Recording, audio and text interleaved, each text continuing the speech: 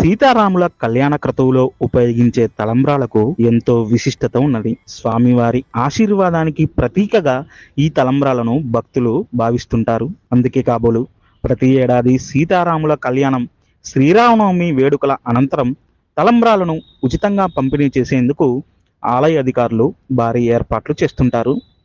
ఈ నేపథ్యంలో అంతటి విశిష్టత ఉన్న ముత్యాల తలంబ్రాలను కలిపేందుకు రెండు తెలుగు రాష్ట్రాల నుంచి రామభక్తులు భద్రాద్రి పట్టణానికి తరలివస్తున్నారు.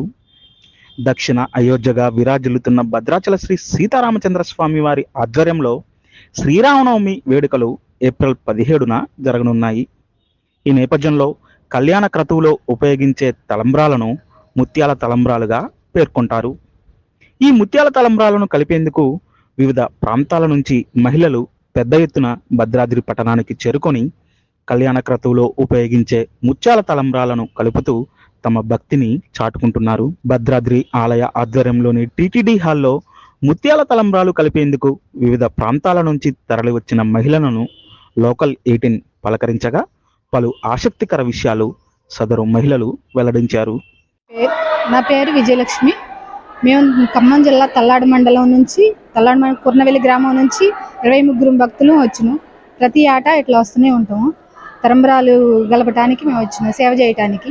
ఇక్కడ 7 సుగంధ ద్రవ్యాలతో తలంబ్రాలు మేము గలుపుతున్నాం.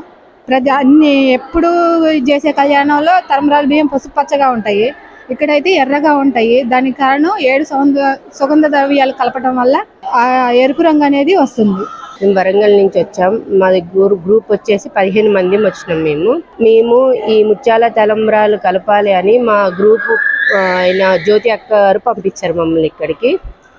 ప్రతిరోజు స్వామివారి కళ్యాణానికి వాడేటివి పసుపు రంగులో ఉంటాయి తలంబ్రాలు, కానీ ఈ శ్రీరామనవమికి వాడేటి తలంబ్రాలు మాత్రం ఎరుపు రంగులో ఉంటాయి. ముత్యాల తలంబ్రాలు అంటారు వాటిని.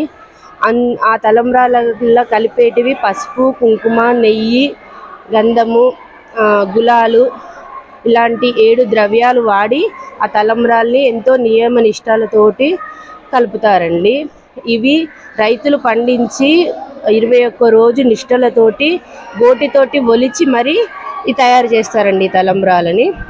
చాలా సంతోషంగా రాముల వారిని తలుచుకుని కలపాలనుకుంటున్నాను. వాళ్ళు పసుపు, బియ్యం ఇచ్చారు. పసుపు, కుంకుమ, గంధము, గులాలు, నెయ్యి ఇవన్నీ 7 ద్రవ్యాలు ఇచ్చారు మాకు కలపమని. అవన్నీ అందరం నియమాలతోటి రాముల వారిని స్మరిస్తూ కలుపుతున్నామండి.